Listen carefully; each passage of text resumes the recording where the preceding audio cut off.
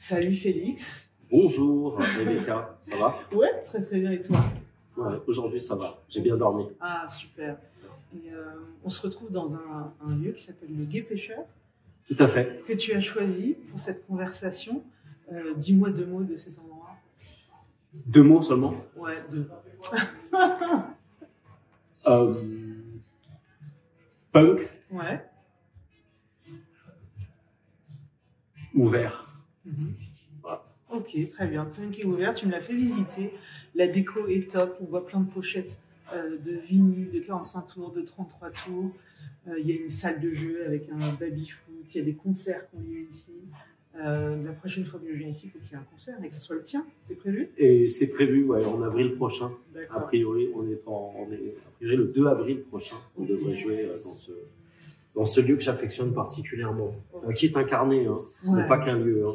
Attention.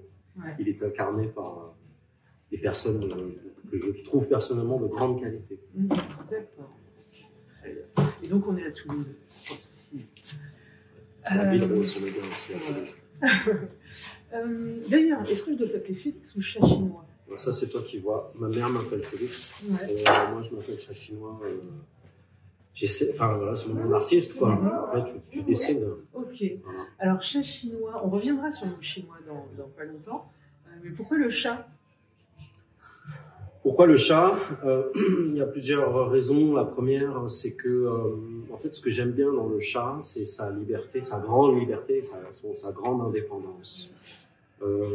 Et surtout sa grande faculté à s'adapter dans des lieux a priori très divers. Bon, après je flatte un peu entre guillemets mon ego en disant ça, mais c'est pas tellement ce que enfin, je crois que ce que j'apprécie beaucoup dans l'intelligence du chat, c'est sa capacité à s'adapter.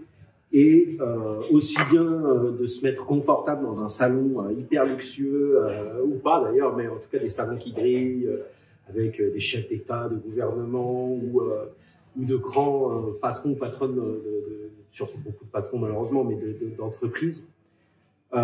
Mais être aussi à l'aise sur les toits ou près des gouttières, où ça traîne un peu plus, on est dans un autre niveau, une autre représentation sociale, une autre vérité. Et j'aime bien ça avec le chat. Et voilà. Ok. Alors, chat chinois, ce mot chinois, il va nous amener à te découvrir un peu plus parce que je t'ai rencontré en arrivant à Toulouse assez rapidement. Et puis, finalement, ce que j'aime découvrir chez un artiste, c'est son ancrage géographique. Et c'est quoi, toi, ta géographie? Ma géographie, ouais. Elle est assez confuse, hein, pour être tout à fait honnête avec toi. Quand tu m'as envoyé le mail hier, je me suis dit, waouh, qu'est-ce que je vais répondre à ça? Elle est confuse. Pourquoi? Déjà parce que mes parents sont confus. Très bien. Dédicace. Non, mais je les aime beaucoup. Mais, mes parents, en fait, on a beaucoup déménagé. J'ai jamais trop su dire d'où je venais, de quel endroit, à quel endroit j'appartenais. Moi, j'ai plus la sensation d'être un humain, en fait, qui appartient à une espèce de grand ensemble. Alors, je suis français. J'aime la culture française et j'aime la France, même si j'ai eu, je pense, besoin d'en sortir pour mieux l'apprécier. D'ailleurs, dans un de tes titres, tu dis « La France me fait peur ». Ouais, et dans un autre, je dis que la France est belle. Ouais. Voilà, donc il y a une certaine forme de schizophrénie, mais c'est sûr qu'elle me fait peur en ce moment. Mais comment dire, j'ai beaucoup déménagé. J'ai grandi en banlieue parisienne. J'ai fait un peu de vie à Paris. J'ai vécu à La Rochelle. J'ai vécu à Pékin pendant plus de longues années, presque toute ma vingtaine. J'ai vécu à Toulouse, un bout de ma vie aussi à Bordeaux. Donc en fait, voilà, ma géographie elle est plurielle. Elle est plurielle, ouais. Mais je pense qu'elle est plurielle pour tout un chacun. Ouais, je suis d'accord et je te retrouve assez dans ce côté de dire je me sens pas appartenir à un lieu particulier. Moi, c'est mon cas aussi et c'est quelque chose que ça fait partie de mes quêtes. J'espère un jour trouver un lieu où je vais me dire tu vois, mes racines sont en Normandie. Mais je vis ici à Toulouse, j'ai vécu aussi à l'étranger et ouais, sentir cet endroit où à un moment tu te dis c'est ma terre, c'est là que j'ai envie d'être, de rester, de travailler cette terre. Donc ouais, je te retrouve assez là-dedans, mais néanmoins, donc tu le disais, de longues années en Chine. Et donc c'est pas anodin, si ton nom d'artiste c'est Chat Chinois, il y a un ancrage aussi qui s'est créé, un lien fort avec la Chine. Ah ça, je ne vous fais pas dire. Oui, j'ai eu la chance en fait de commencer le chinois mandarin, l'étude du chinois mandarin je précise mandarin parce qu'il y a quand même 62 dialectes en Chine. Donc il y a plusieurs nuances de chinois et plusieurs ethnies en fait. Donc j'ai eu la chance de commencer très jeune. Tu sais, en seconde langue, on a la possibilité de faire allemand, espagnol. Enfin, moi, c'était allemand. Traditionnellement, voilà, non, mais j'ai aucun problème avec ces langues-là, mais je me suis trouvé, pas par chance, je crois, par un déterminisme, peut-être, j'en sais rien, mais en tout cas, je me suis retrouvé à un endroit où j'avais la possibilité d'apprendre le chinois mandarin. Et j'ai toujours été un peu coquin. J'aimais bien faire des pas de côté par rapport à là où allait l'ensemble, grande majorité des gens. Je me disais bon, voilà, si je dois les retrouver un peu plus tard, au moins j'aurais fait un pas de côté. Et j'ai fait du chinois pendant des années au collège, au lycée, et ensuite à l'université. Je suis pas resté très longtemps parce que je t'avoue que c'était pas trop mon truc. Et j'ai eu la chance en fait. J'étais un peu perdu justement à l'université, j'en avais un peu marre d'être là, d'être assis. Et je voyais pas la corrélation, si tu veux, entre le fait d'apprendre une langue qui est tout à fait hors norme, tout à fait, pour nous en tout cas, européens, métis, enfin, voilà, même occidentaux de manière large, même on peut aller plus loin. L'ensemble, il y a beaucoup de pays qui, quand ils regardent le chinois, se disent mais qu'est-ce que c'est que cette histoire? Je voyais pas le lien entre le fait de ce que j'apprenais en cours et ce que je devais faire dans la rue. Enfin, voilà, pour moi, une langue, elle s'applique tout de suite. Et j'ai eu cette possibilité-là. J'ai une grande chance et je fais partie, moi, des gens qui sont assez privilégiés dans la vie parce que j'ai eu des parents qui m'ont soutenu, plus ou moins. Mais en tout cas, j'ai eu la chance de partir en Chine. Et voilà, c'est à ce moment-là que j'ai décidé de parfaire mon apprentissage de la langue et surtout de l'appliquer, en fait, parce qu'on apprenait tout de suite. Parce qu'on apprenait le matin, on l'appliquait tout de suite dans la rue, ça avait une vraie résonance, une vraie réalité, en fait.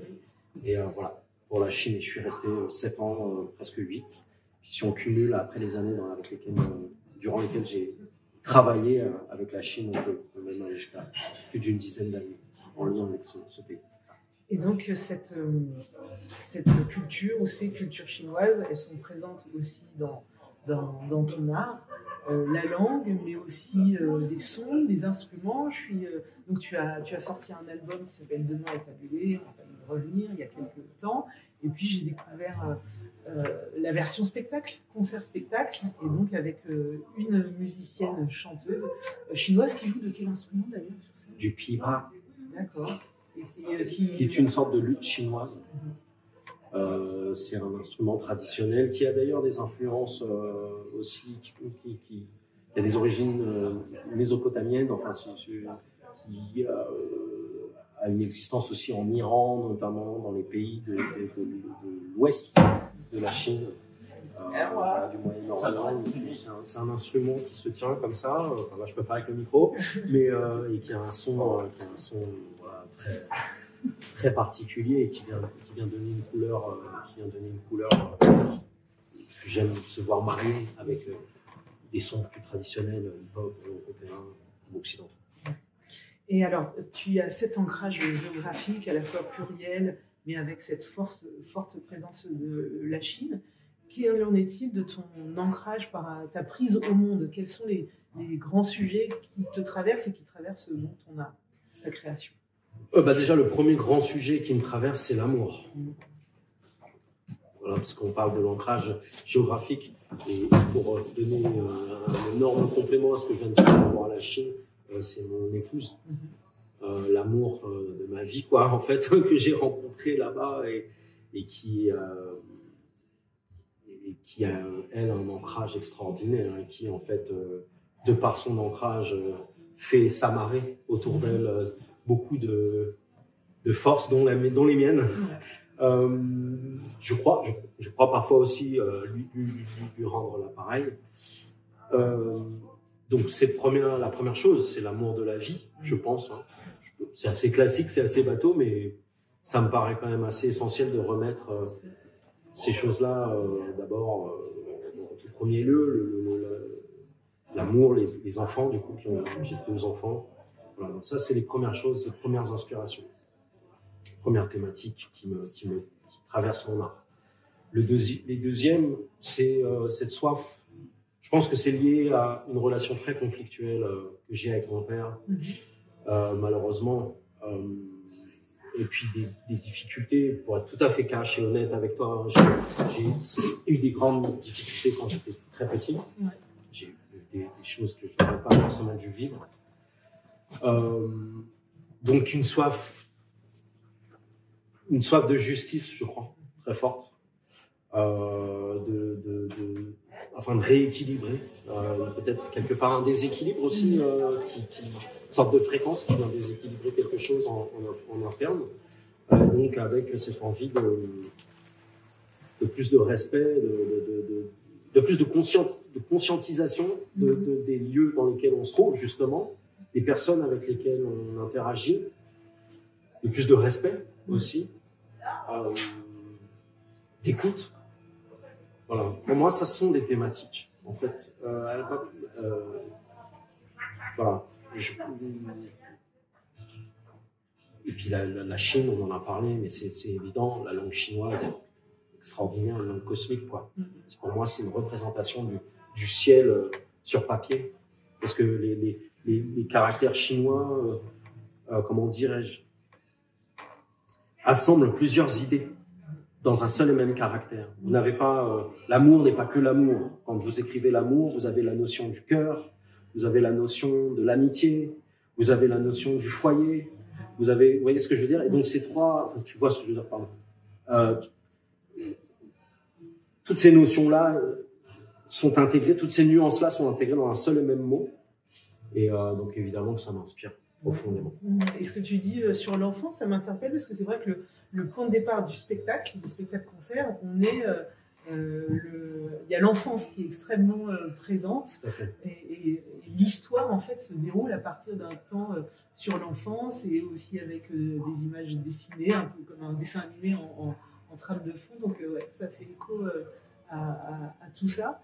Et puis, un thème qui aussi traverse, en tout cas cet album, c'est la question du rapport au vivant, au climat, à la nature. Ça aussi, c'est quelque chose qui t'habite depuis longtemps ou c'est une prise de conscience peut-être plus récente ou pas?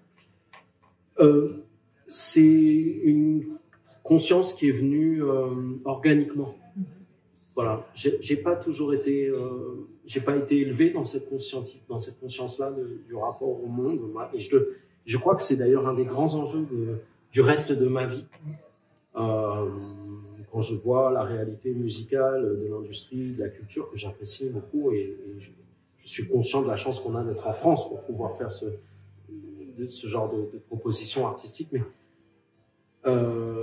c'est venu petit à petit. J'ai pas appris à avoir une véritable conscience de mon jardin. Tu parlais de jardin tout à l'heure.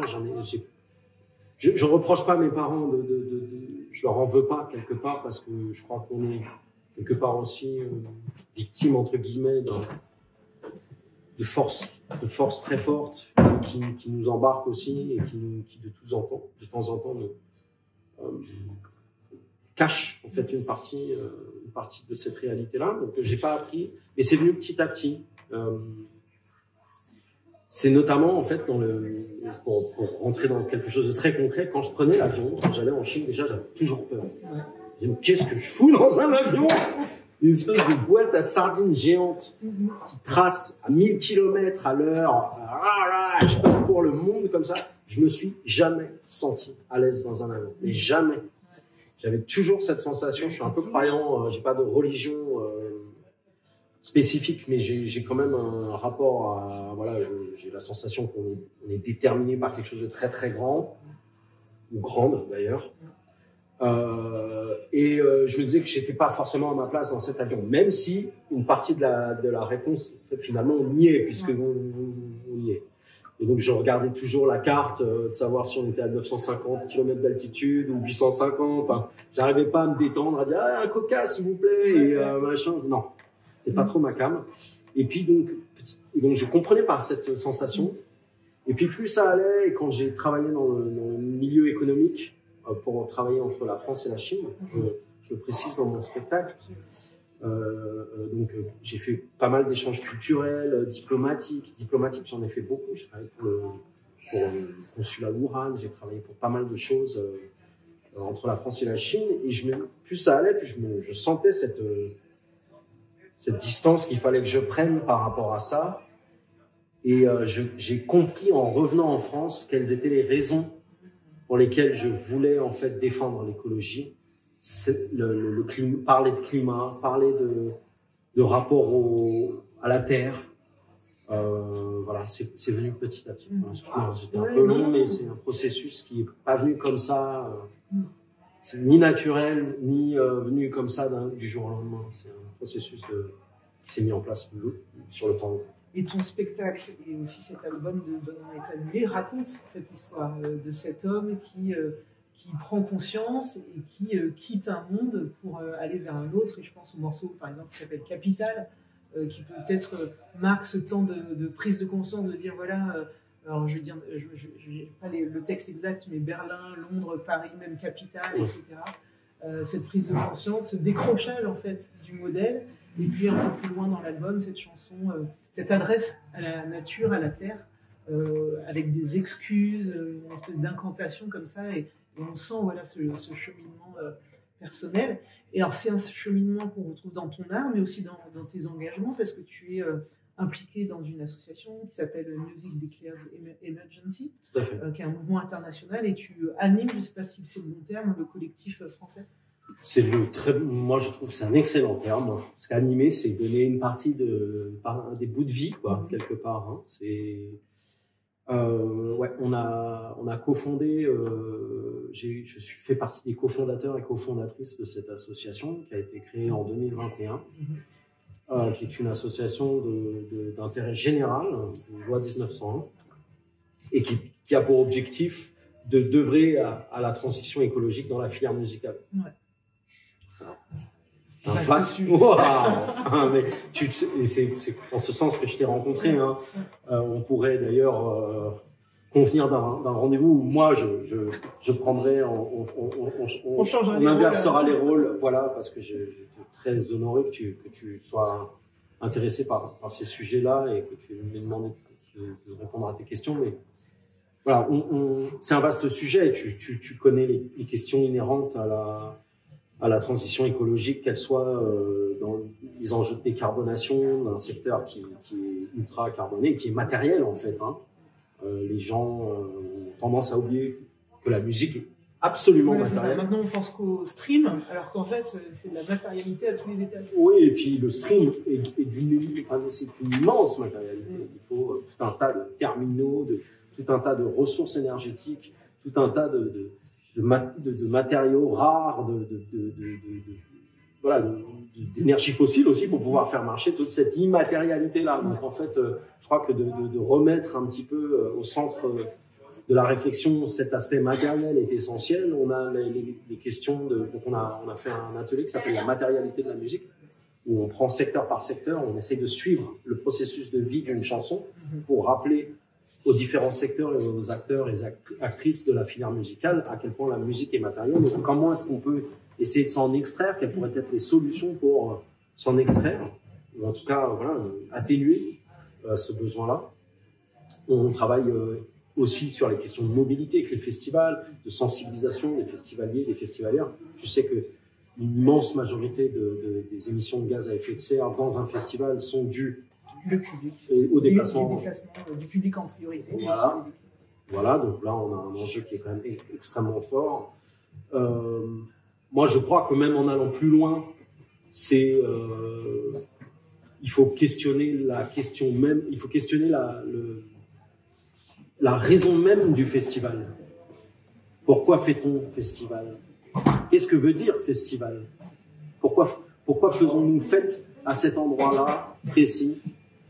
Enfin, moi, je crois qu'il faut rentrer vraiment dans... Oui, et puis il y a des festivals qui commencent à se poser la question, mais c'est vrai que c'est un vrai sujet. Je pense, par exemple, au festival des Vieilles Charrues. Ouais. En ce moment, en fait, c'est un festival qui est connu partout, Comme tu veux. qui marche, qui a du succès. Et aujourd'hui, en fait, les organisateurs même de ce festival se posent la question, quel est le sens encore aujourd'hui de notre festival? Qu'est-ce qu'il dit? Quel est son message, au-delà de faire rayonner un territoire, d'attirer des gens, d'avoir des retombées économiques, des nuitées, de la consommation. Et c'est un vrai sujet de fond, quoi, même politiquement, qui est posé politiquement, à quoi servent les vieilles charrues aujourd'hui, quoi. Bah, rayonner un territoire, c'est la novlangue des années 2010. Je me souviens, moi, à l'époque, quand je travaillais entre la France et la Chine, il n'y avait que ça à la bouche. Rayonnement et attractivité. Attractivité. Non, mais je sais que, bon, voilà, tu es sensible à tout ça.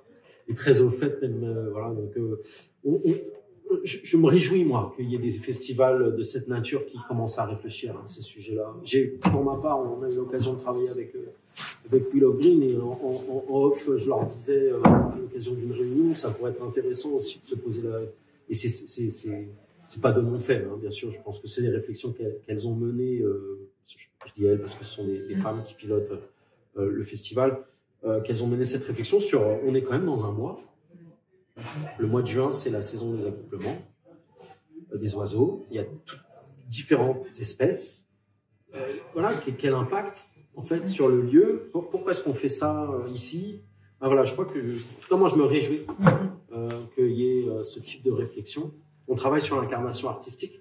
Donc, le spectacle dont tu parles et que j'ai mené avec d'autres, en fait partie. Je pense que c'est important de toucher les cœurs, les esprits sur des incarnations artistiques, qu'elles puissent peut-être bouleverser, peut-être changer une once de réflexion. Voilà, on travaille sur tout un tas de sujets. Donc, Music Declared Emergency, c'est son objet. Ouais, je mettrai les infos. Avec plaisir, super. On a parlé de ta géographie, des thématiques qui te traversent, et tu as commencé à parler en évoquant la langue chinoise quand elle s'écrit avec les caractères là, qui sont extrêmement riches. J'aimerais qu'on parle de la langue et des mots, ton rapport aux mots. Tes textes sont très écrits, donc on sent tout de suite qu'il y a... c'est pas juste de la musique pour s'ambiancer, quoi. De toute façon, je pense que là, avec tout ce qu'on s'est dit, on l'a bien compris. Ouais. Mais justement, tu travailles avec deux langues, principalement français, mais le chinois, on l'entend notamment dans ton spectacle et dans ton album. C'est quoi ton rapport aux mots et quel est ton processus créatif avec ces deux langues, justement? C'est une question compliquée. Ouais. Elle aurait mérité d'être plus précise. Non, elle est très précise. Bah déjà, encore une fois, je te le redis, je suis privilégié, moi, dans la vie. J'ai eu la chance d'avoir des parents qui avaient un peu de sous, sans être, voilà, je suis pas noble. C'est pas Félix de chaque. Exactement. Même si peut-être j'aurais kiffé, hein, j'en sais rien, tu vois.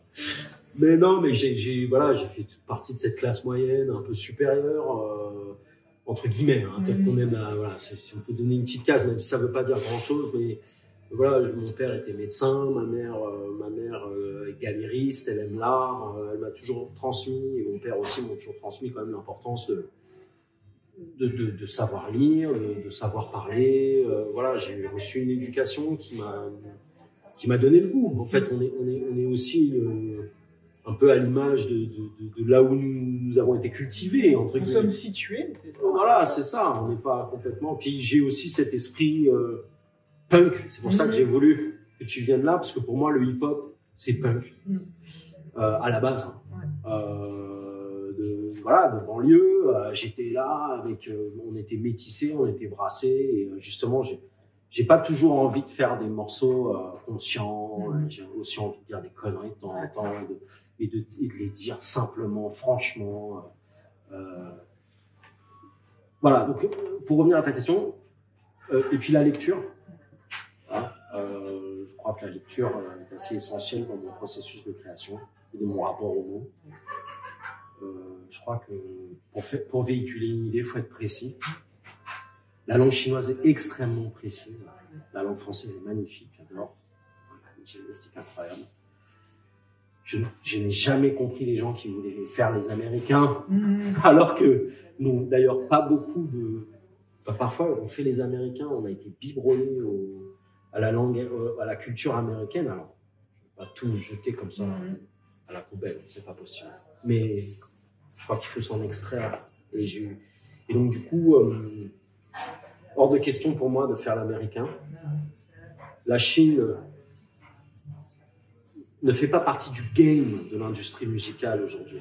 On a très peu d'artistes chinoises qui sont représentés. Sa culture est sous-représentée. Et clairement, d'ailleurs, en venant, je me disais, est-ce que je connais des artistes chinois? Je connais juste un auteur, Xiu Ling, je sais plus son nom, celui qui a écrit Le problème à trois corps.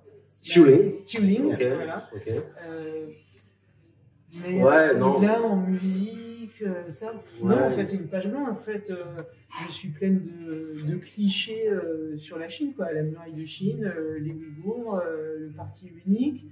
Mais au-delà de ça, en fait, c'est pas grand-chose. Bah, c'est pour ça que je pense qu'il est important d'ouvrir ces portes-là. Pour ça, donc, pour en revenir au mot et à ta question.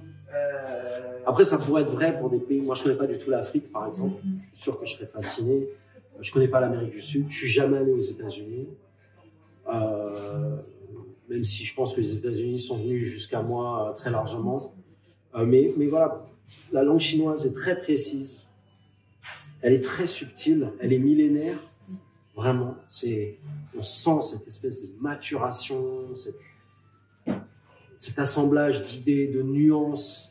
Et donc, pour moi, en fait, la langue française est presque plus proche de la langue chinoise que de la langue anglaise. Pour être tout à fait honnête. Enfin, de ce que je ressens. En tout cas, dans son souci de la précision, dans son souci de ne pas utiliser n'importe quel mot. Puis tu sais, il y a des tons en chinois. Il y a 4 tons. Donc, en fonction, c'est comme de la musique. C'est-à-dire que si tu te plantes sur le ton, tu t'es planté sur le mot. Tu vois? Tu peux pas dire, tu vois, par exemple très simple, bonjour, ni hao. C'est ni hao, c'est guttural, c'est ni hao, ça descend et ça monte. C'est pas ni hao, c'est pas ni hao. Juste, tu vois, il y a des tons, c'est pas ni hao. Tu sens qu'il y a de la musicalité dans cette. Et donc voilà, je crois que. Je sais pas si j'ai répondu à ta question, parce que c'est vrai que c'est. Est-ce que par exemple, c'est conscientisé de dire, dans un titre, il va y avoir cette phrase que je vais dire en chinois, parce que typiquement, moi je vais pas la comprendre, mais qu'est-ce qu'elle apporte, ou est-ce que tu proposes en utilisant cette langue comme un contrepoint ou un écho? Est-ce qu'il y a quelque chose comme ça qui est un peu formalisé dans ton esprit? Non, il n'y a rien de formalisé dans mon esprit. Alors ça, je te le dis direct. C'est un peu le problème d'ailleurs. Je cherche des gens qui pourraient m'aider à formaliser mon esprit. Mais déjà, ça a été, en fait, pour moi, c'était un chemin de découverte de la langue. Quelle meilleure façon d'apprendre que de s'amuser, n'est-ce pas? Franchement, où je me suis dit, bon, comment m'éclater? Déjà, j'étais sur place. Ok, chambé, quoi. Tu vois, j'apprends la langue, je sors, paf! Je peux utiliser les mots que j'ai appris le matin. Enfin, il n'y a rien de plus concret, rien de plus réel, rien de plus matériel, si j'ose dire. Et ensuite, alors, en ajoutant à ça, de se dire, bon, je vais apprendre le chinois, mais je vais faire des raps en chinois. Parce qu'en plus, ça va me donner une gymnastique, ça va me donner, au lieu d'apprendre un mot comme ça de manière un peu isolée, même si je répète qu'un mot, il y a plusieurs nuances dedans, mais il y a un monde à l'intérieur, je me suis dit, tiens, je vais apprendre des articulations complètes, en fait. Et voilà, c'est quelque chose qui est pour moi très concret, très pragmatique. Et quand je l'utilise aujourd'hui dans la musique, c'est les gens comprennent pas, je m'en fous un peu, parce que moi, le nombre de textes anglais que je comprenais pas, que j'ai répété et que j'ai appris, en fait, bêtement, pas bêtement. Non, c'est pas bête, c'est humain. Et puis qu'on intègre. Qu'on intègre. Et en fait, du coup, de ce postulat-là, j'ai même proposé à l'Alliance française, à l'époque, qui n'était pas encore l'Institut français, c'était les Alliances françaises, on l'a fait, de faire un atelier de musique-écriture pour les Chinois qui apprenaient le français. Et donc, j'avais déployé pendant un an à l'Alliance française de Pékin un atelier d'apprentissage du français, mais en musique. Donc, j'ai fait pas mal de textes, de ma composition. Mais aussi, on a fait Jean de La Fontaine. Enfin voilà, j'ai pris quelques classiques parce que bon, fallait pas trop que je sois punk. Il fallait quand même rester dans un certain mode. Non mais Jean de La Fontaine, les fables que tu adaptes sur des grosses prods hip-hop, c'est charmé. Enfin, moi, je me suis j'imagine. Tu vois. Et puis les Chinois étaient ravis. Les Chinois étaient ravis et moi j'étais ravi de leur transmettre pas simplement des mots, mais un contexte dans lequel on peut appliquer ces mots, et même une articulation complète et une musicalité. Et donc ça rentre, il y a des réflexes, on a des réflexes mémotechniques qui sont peut-être plus sensibles à la musicalité. Absolument, voilà. Je suis totalement d'accord. Très bien. Je sais pas si j'ai répondu par moi. Si, c'est une question profonde. Approche, voilà, c'est une question complexe. Et ça amène aussi au processus créatif de cet album en particulier, donc Demain est annulé. La question que je me suis posée après avoir assisté au spectacle, c'est est-ce que l'existence du spectacle était posée au moment de l'écriture de l'album et de sa sortie, ou c'est venu augmenter l'album sur le chemin, ou grâce à une rencontre, ou tu as une envie d'explorer plus largement ta proposition musicale? Alors, pas du tout posé. Par contre, on a fait d'abord la musique. J'ai fait d'abord la musique. Enfin, on a fait, parce qu'on est plusieurs personnes à l'avoir fait. Travaillé, composé, écrite. Et en fait, tu sais, parfois, on fait des morceaux dont on comprend la teneur et l'écho et la résonance que quelques années plus tard. Se dire, putain, mais je sais pourquoi j'ai fait ce morceau-là, parce que j'ai fait 3-4 ans plus tard, j'ai fait un autre morceau qui en fait vient répondre à la teneur, au contenu, à la musicalité d'un morceau. Et donc en fait, quand on a fini l'album et qu'on m'a dit bon bah là faut faire ton set live, gna gna gna. Enfin j'étais quand même entouré par des gens qui sont un peu plus pragmatiques que moi par moment. Et de temps en temps, on va pas se le cacher, un peu boring, tu vois, qui me disait bon là, faut faire le set live, qu'est-ce que tu fais sur scène, faut faire les musiciens et machin, truc. Alors déjà, il n'y a pas de il faut, on fait ce qu'on veut. Alors, tu me parles pas comme ça. Et en fait, quand on est venu à la réflexion de se dire qu'est-ce qu'on va faire sur scène, moi je me voyais pas être dans une seule case concert. Voilà, c'est le concert. Non. Pas du tout le propos. En tout cas, ça résonne pas avec ce pourquoi j'ai écrit. Donc, petit à petit, je me suis entouré de gens avec lesquels j'aime travailler et qui ont justement une approche qui m'ont permis de resserrer des idées diverses, transversales. Donc, il fallait. On s'est dit non, mais attends, il faut qu'il y ait la musique, mais il faut que la musique soit contextualisée. Donc, il nous faut pouvoir jouer un peu. Des notions de théâtre, il nous faut et puis bon, le visuel c'est sympa quand même. J'ai un de mes meilleurs amis, François Lacassagne, qui travaille pour une petite dédicace à leur boîte qui s'appelle Rec and Play Media. Je dis bon, le visuel quand même, il y a des visuels qui sont superbes. Alors je sais qu'il faut pas trop en abuser, mais en tout cas voilà, donc il faut aussi des notions audiovisuelles. Ouais, il y a beaucoup de vidéos dans ton spectacle qui sont extrêmement belles en plus. Ah, c'est gentil. Non, vraiment. Hein. Bah, ça lui fera plaisir, on a travaillé ça ensemble, mais c'est vrai que ça vient beaucoup de mon ami François. Et puis comment dire, voilà, il faut que ça soit. Et puis, au départ, je voulais moi-même faire le conférencier ou la conférencière. Tu vois, dire, bon, bah voilà, alors, premier morceau, le capital. Pourquoi même capital? Parce qu'en fait, tout le monde a le même système, finalement, économique. On creuse dans la terre et, en fonction des ressources qu'on s'accapare, plus tu creuses, plus tu as d'économie, finalement. Hein, plus tu es en mesure de faire tourner les machines. Enfin, c'est un très bon résumé. Voilà. Donc, le capital est le même. Enfin, voilà. Donc il faut, donc voilà, moi je me suis dit, il faut aussi contextualiser ça d'un point de vue un peu scientifique, si j'ose dire. Si je ne le suis pas, je ne vais pas me substituer à celles et ceux qui travaillent là-dessus avec beaucoup de sérieux et de professionnalisme. Mais j'avais envie d'apporter ça. J'avais envie d'apporter ma Aziza, sur l'hydrologue, j'avais envie d'apporter Jean-Marc Jancovici, évidemment, que j'ai commencé à bouquiner en 2006, à l'époque, où je me disais, Le Plein, s'il vous plaît, ses premiers bouquins et tout. Gaël Giraud, l'économiste que j'apprécie beaucoup et dont je partage beaucoup de sa vision.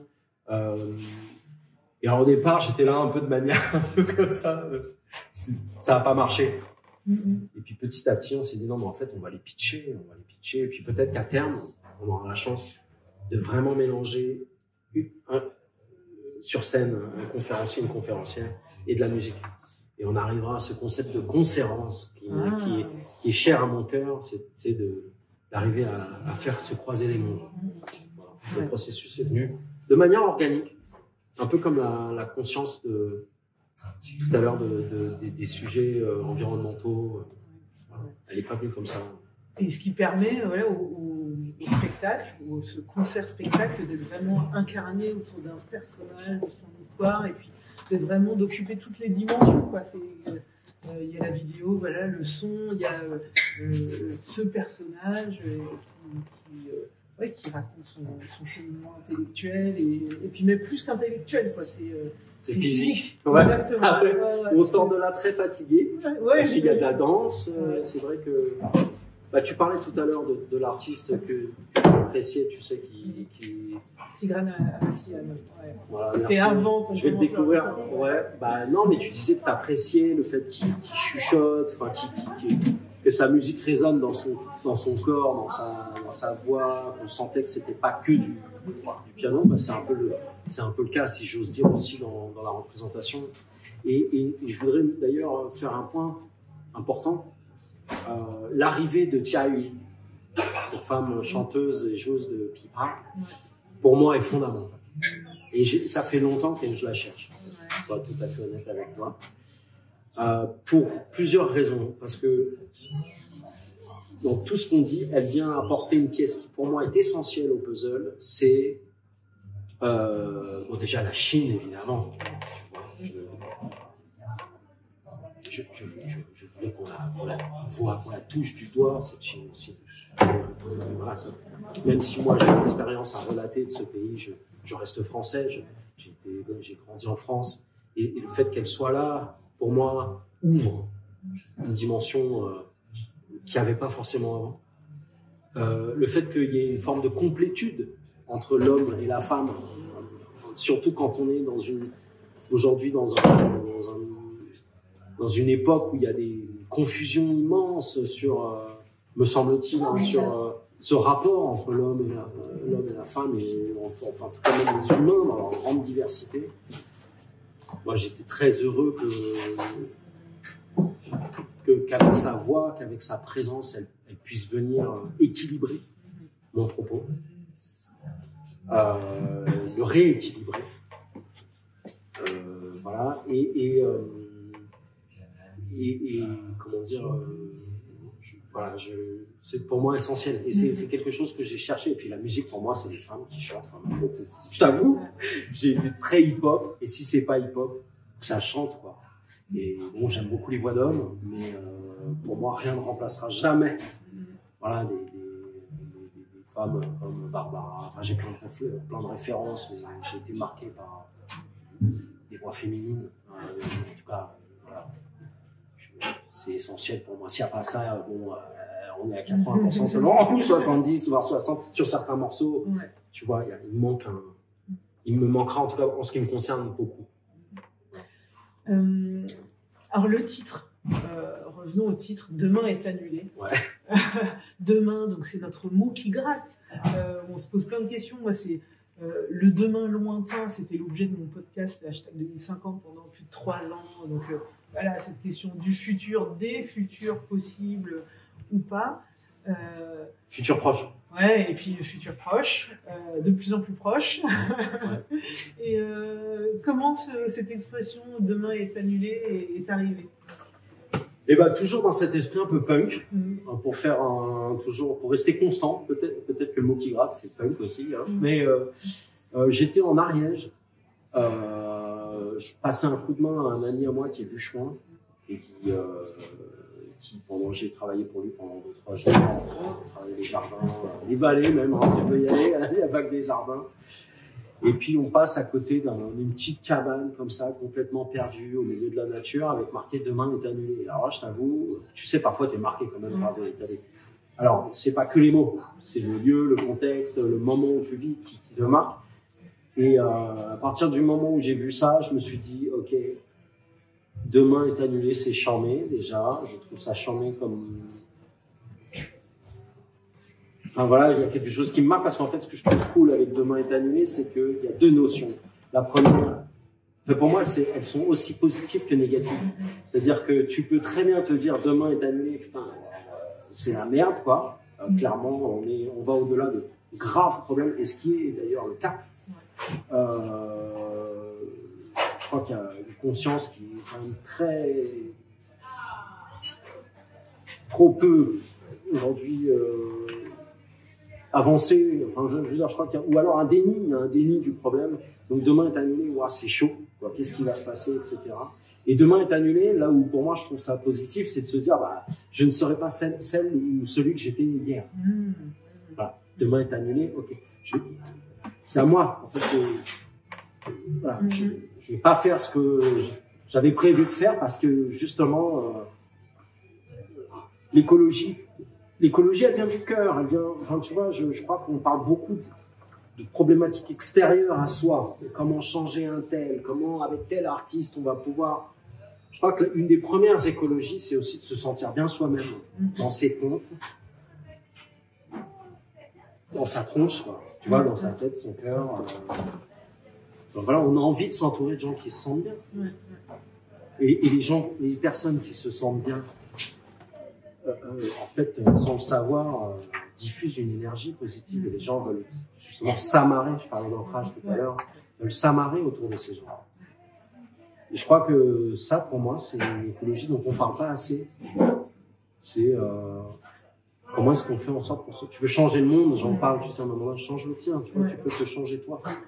Et déjà, ça peut avoir un impact extrêmement fort. Et ce fort. fameux point de bascule qui nous interroge tous, à quel moment, en fait, les changements individuels font suffisamment de collectif pour que ça change la société, et de travailler sur ce soin de soi et autour des autres, avec ces énergies positives qui se diffusent. Je pense que c'est une belle façon aussi d'approcher ce fameux point de bascule.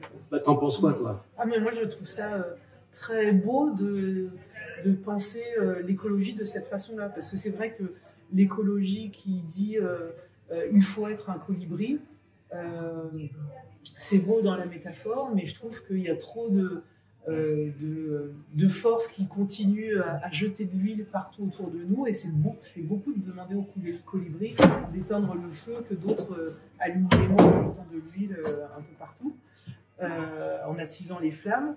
Et donc plutôt de changer la métaphore et de dire comment on prend soin de soi et des autres pour faire des écosystèmes de bien-être. Là, on renverse, quoi. On n'est pas en train d'agir sur le mal que font les autres, on essaye de dire faites aux autres ce qu'on a envie qu'on vous fasse, quoi. Et donc de ce partage du bien et du bien-être, je trouve que c'est assez chouette. Ouais, puis ça, je sais pas si tu es d'accord avec moi, mais ça resserre aussi un peu la loupe.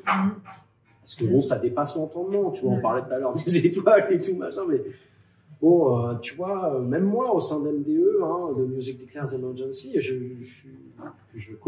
suis, depuis hier, avant-hier, avant j'étais président, maintenant je suis co-président, parce qu'il y a une co-présidente, donc je suis d'ailleurs très fier, je fais un gros big up à Salomé Bess, qui est chef de projet sur EuropaVox, et qui est vraiment une femme pour qui j'ai beaucoup de respect, et je suis très fier de partager avec elle cette responsabilité-là. Moi, je trouve ça hyper intéressant de resserrer la loupe sur, parce que même parfois on se dit, voilà, il faut que tel artiste, et je contribue à ce travail-là, mais de temps en temps, je me demande s'il ne faut pas sortir de ces logiques d'externalisation finalement de la solution. Voilà. Je trouve qu'il y a quelque part dans cette externalisation-là, et je pense que c'est important de penser parfois contre ces projets. Il y a une forme on se défausse aussi un peu de de ce qu'on doit être aussi, nous, au monde. Moi, j'ai envie d'être un père très présent pour mes enfants, que je kiffe de ouf, tu vois, et j'ai envie de les accompagner, en fait, d'être présent pour eux. Je dis eux parce que c'est deux fils. J'en ai un qui, d'ailleurs, hein, tu vois, a des petits soucis de santé, et je me dis, voilà, je crois que, en fait, on est des corps composés de milliards d'atomes, en fait. On est déjà un univers à nous-mêmes, et le fait de faire le teuf, là, pourquoi tu m'as demandé d'être dans un endroit qui me ressemble, là, c'est à côté de chez moi, je m'entends vachement bien, et je crois que c'est au moins aussi important que la méga expression artistique nationale qui réunit un tel et un tel et un tel. Je pense que, enfin, voilà, je me demande si c'est pas... Est-ce qu'on arrive à toucher, à construire dans du collectif à des petites échelles et absolument pas négligeable, voire aussi en mode de se trouver après, tu vois. Je suis d'accord avec toi, mais mon point d'attention, c'est aussi de se dire de ne pas tomber dans le piège, en fait, pour le coup, je sais pas, des gouvernements, des choses comme ça, des États qui vont dire non, mais la responsabilité, elle est à vous, individuellement, vos éco-gestes, qu'est-ce que vous faites, machin, et qu'il faut que ça soit un partage d'un engagement et pas une façon de dédouaner le système, finalement, et le capital dont tu parles, etc., qui construit et qui nous enferme, quoi. Et c'est aussi se libérer de créer du collectif dans un lieu punk, de faire des choses qui nous ressemblent et qui réunissent, quoi. Après, quand je parlais je parle vraiment pour moi d'énergie, hein, de transmission énergétique. Enfin, tu vois, c'est un peu... Moi, je préfère, en fait, avoir en face de moi un homme ou une femme dont je ressens le cœur et l'esprit complètement ouvert, même si, ouais, je sais pas, elle mange de la viande, ou je préfère, tu vois, j'ai la sensation qu'on a besoin de cette ouverture-là, qu'on a besoin, je te parlais tout à l'heure du fait que c'était ouvert. Je pense que c'est guérisseur, c'est important. Et quant au gouvernement, pour revenir à ça, je sais pas si à quel point il faut. Comment est-ce qu'on doit voir ça? Est-ce que le pouvoir ne nous pervertit pas aussi? Tu vois, nous on est là, extérieur, est-ce qu'une fois que tu es dedans, tu te retrouves pas? J'étais très vindicatif pendant pas mal d'années, et de plus ça va, plus je me dis putain, ça doit être un sacré merdier à gérer quand même. Et je pense que tu vois, nous on voit un petit bout comme ça, un petit bout de la lorgnette, et je sais pas si demain, si toi t'es présidente de la République française, ce que je te souhaite d'ailleurs, si jamais. 2027, voter. Voilà, exactement. Moi, je peux être ton colistier si ça t'intéresse. Je sais pas à quel point, tu vois, on va pas se retrouver. Moi, j'y suis là, ça y est. Non, mais tu vois, se retrouver face à des pris dans des logiques et des enjeux qui dépassent, en fait. Tu vois. Et je sais pas. C'est sûr que ça va pas. C'est sûr que ça va pas. Et je pense qu'on est loin de même du raisonnable. À défaut d'être parfait ou d'être sur la tiens, raisonnable, ça a été un mot qui gratte, ça. Non, mais c'est vrai que là, on est loin de la raison quand même. C'est pitoyable. C'est vraiment. Je veux dire, moi, je suis sans voix, mais même de tout parti. J'ai presque. C'est marrant, bon, je suis quand même de sensibilité, je vais être honnête, hein, de gauche, quoi. Voilà, j'ai beaucoup voté LFI toute ma vie. J'ai jamais été représenté.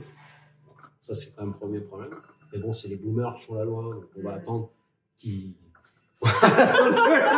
on va attendre que la vague se passe. Mais même là, aujourd'hui, si tu veux,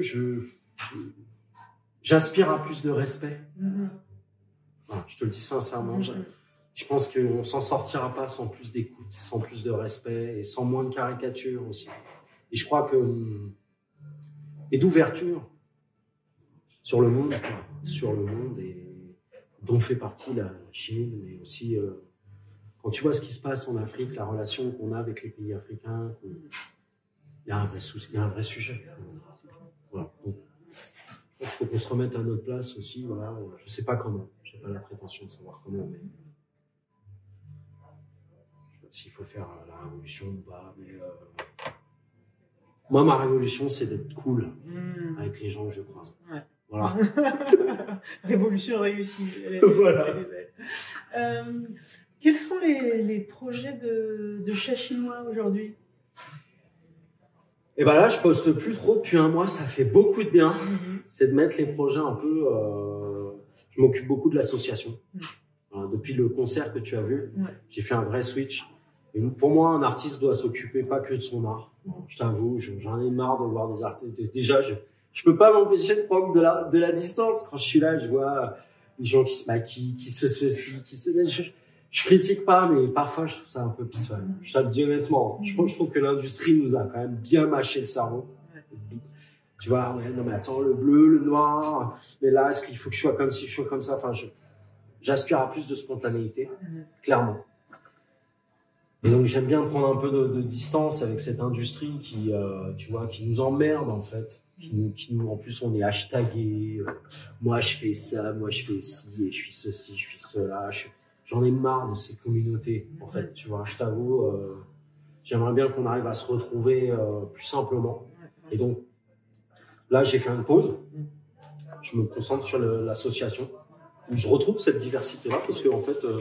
Ouais, on n'a pas toujours les mêmes avis, pas toujours les mêmes sensibilités, mais je me sens bien justement dans cette diversité-là. On n'a pas les mêmes métiers d'ailleurs même. Hein. Moi, je suis plutôt artiste, chef de projet, managers, les gens qui sont plutôt dans le marketing et tout, ou d'autres qui sont qui travaillent vraiment des sensibilités différentes. Donc le chat chinois s'occupe de Music Declares Emergency. Et les projets à venir, c'est que je vais faire du gros rap. Yeah. J'ai fait beaucoup de chansons jusqu'à présent à texte. Voilà. Et là, j'ai envie de revenir sur des fondamentaux. C'est de quoi que la chanson est fondamentale. Hein, et j'ai envie de revenir sur des grosses prods qui bastonnent et de faire des raps ou blablabla et d'envoyer. Et je pense qu'en 2025, ça va être le retour du gros chat chinois. C'est trop bien. Voilà. J'ai hâte de découvrir cet autre visage, cette autre facette. Ouais. C'est cool.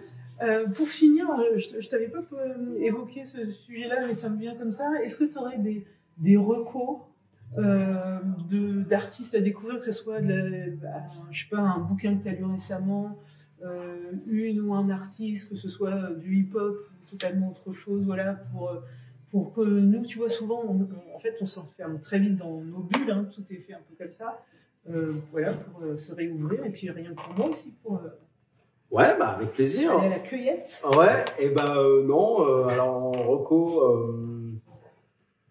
moi je conseille les bouquins de Giro. D'accord. Voilà, j'aime beaucoup le dernier c'est quoi? C'est les communs, la redéfinition, je sais plus le titre exact, mais c'est commun, la redéfinition des communs ou redéfinir le commun. D'accord. Je trouve que c'est très important. Qu'est-ce qu'on partage? Pour moi, c'est un enjeu essentiel. Qu'est-ce qu'on partage en fait? Qu'est-ce qui entre dans cette notion-là du partage? Donc, et là, on parle vraiment pour moi de manière systémique. C'est les ressources, c'est les lieux dans lesquels on